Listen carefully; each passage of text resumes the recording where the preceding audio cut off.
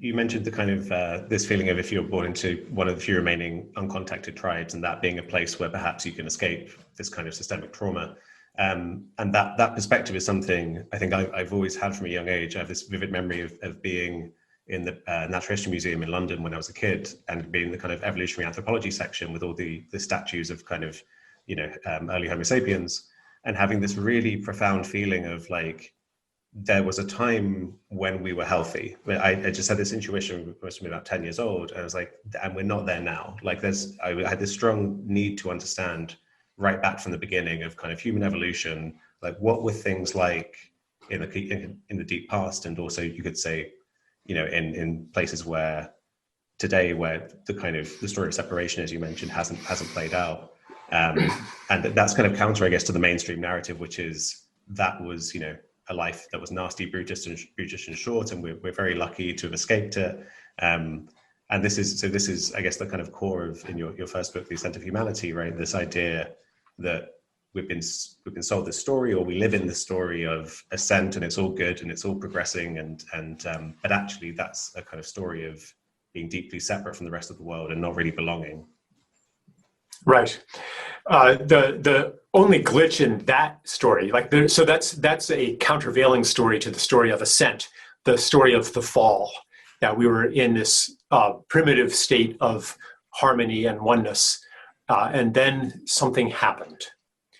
And different radical authors identified this something in different ways, but usually it is domestication or patriarchy, or even representational language could be identified with the fall, because that's when we started categorizing and conceptually domesticating the world, setting the stage for the physical domestication of the world. And so you have all these theories about what happened, what bad thing happened that pushed us off course. But I think that this narrative has a critical flaw, because if we were in such a state of harmony and perfection, then why did we choose to go on this journey of horror that has been civilization? And also, it's true that this is not just a journey of horror.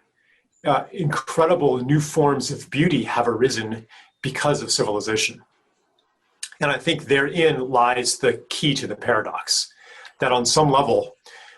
we recognized, even the very wise people